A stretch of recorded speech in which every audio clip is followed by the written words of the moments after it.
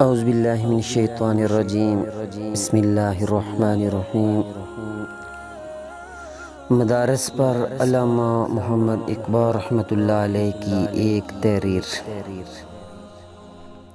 علامہ محمد اقبال رحمۃ اللہ علیہ نے کہا تھا، ان مدارس کو اپنی حالت پر رہنے دو۔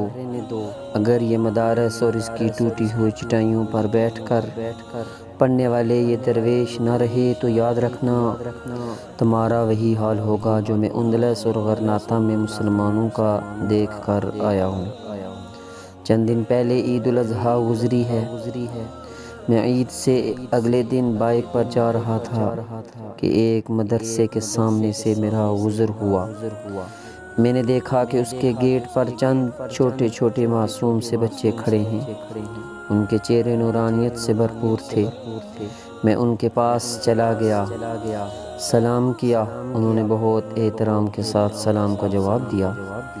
میں نے کہا، بیٹا آپ کیا کرتے ہو یہاں؟ انہوں نے کہا، بھائی ہم یہاں حفظ کرتے ہیں۔ میں نے کہا، عید پر آپ گھر نہیں گئے؟ ان میں سے ایک دو تو آنکھوں میں آنسو بھر کر اندر چلے گئے، اور باقیوں نے رندی ہوئی آواز میں کہا، ہمیں کوئی لینے نہیں آیا، ہم بہت دور چترال سے آئے ہیں۔ بابا کہتے تھے، کرایہ نہیں ہے تم وہی رہو۔ میرا دل بھی ایسے بوجھل سا ہو گیا۔ میں نے کہا، آپ کو آئے ہوئے یہاں کتنا عرصہ بیت گیا ہے؟ انہوں نے کہا، ہم پچھلی عید پر بھی یہیں تھے۔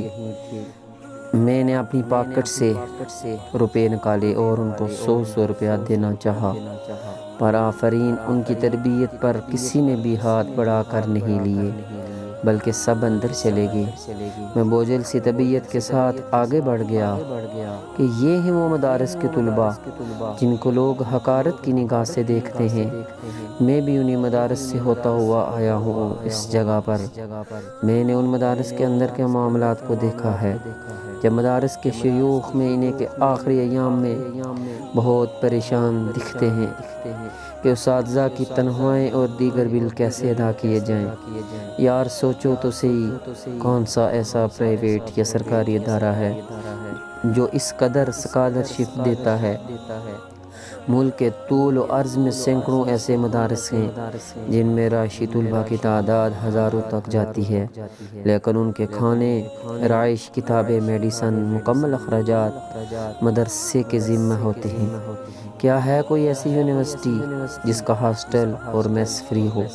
یہ دین کے ادارے دین کے قلعہ ہیں۔ انہی اداروں سے اسلام، علماء اور اسکالر پیدا ہوتے ہیں جو اسلام کے خلاف ہونے والے اعتراضات کا منہ توڑ جواب دیتے ہیں۔ بات کہاں نکل گئی؟ میں بات مدارس کے اندر پڑھنے والے ان درویشوں کی کر رہا تھا جو دور دراز کے علاقوں سے اپنے گھر بار، ماں باپ، بہن بھائیوں کی محبت کو چھوڑ کر آتے تھے، صرف اس لیے کہ ان کے ماں باپ کی ایک بہت معصوم سی خواہش ہوتی ہے کہ چلو کیا ہوا اگر گھر کی دیواروں پر غربت اور افلاس ناچتا ہے، ہمارے بچے حافظ قرآن بن جائیں، عالم دین بن جائیں، روز قیامت عزت والا تاج تو ہمیں نصیب ہو جائے گا نا۔ مجھے یاد ہے کہ جب کسی عید وغیرہ کے موقع پر چھٹیاں ہوتیں تو سب اپنے اپنے گھروں کی راہ لیتے۔ ان میں کچھ ایسے بھی ہوتے تھے جو خود جا نہیں سکتے تھے اور لینے والے اس لیے نہیں آ سکتے تھے کہ ان کے پاس آنے کے لیے کرایہ نہیں بن پاتا تھا، اور پھر وہ اسی مدرسے کے اندر ہی اپنی خوشیوں کی قربانی اپنے ماں باپ کی معصوم خواہش پر قربان کیے اپنے ساتھیوں کے ساتھ کھیل لیتے۔ ان مدارس کے طلباء کو کبھی حقیر نہ جانو، آپ نہیں جانتے ان کے مقام کو کہ یہ جب چلتے ہیں ان کے قدموں کے نیچے اللہ کے فرشتے اپنے پروں کو بچھانا اپنے لیے باعث فخر محسوس کرتے ہیں۔ سمندر کی مچھلیاں، فضاؤں میں پرندے، زمین کے اندر حشرات ان کی کامیابی کی دعا اللہ رب العزت سے مانگتے ہیں۔ عام طور پر لوگ یہی سمجھتے ہیں کہ مدرسوں میں داخل وہی ہوتے ہیں جو ہر طرف سے ریجیکٹ کر دیے جائیں۔ اگر ایسا بھی ہے تو بھی لوگوں کو ان مدارس کا شکر گزار ہونا چاہیے جنہوں نے ایسے بچوں کو گلیوں میں آوارہ نہیں ہونے دیا، بلکہ ان کو داخلہ دے کر قرآن و حدیث کی تعلیم دی۔ وہی بچہ صوم و صلاۃ کا پابند، ماں باپ کا فرما بردار اور ایک عالم دین بن کر لوگوں کے ایمان کی فکر کرنے لگا۔ ان مساجد و مدارس کے ساتھ محبت کریں اور دینی تعلیم کے لیے اپنے بچوں کا رخ ان کی طرف کریں اور ہر لحاظ سے ان مدارس کے معاون بن جائیں۔ اللہ تبارک و تعالی ہمیں اس پر عمل کرنے کی توفیق فرمائے۔ وآخر دعوانا ان الحمد للہ۔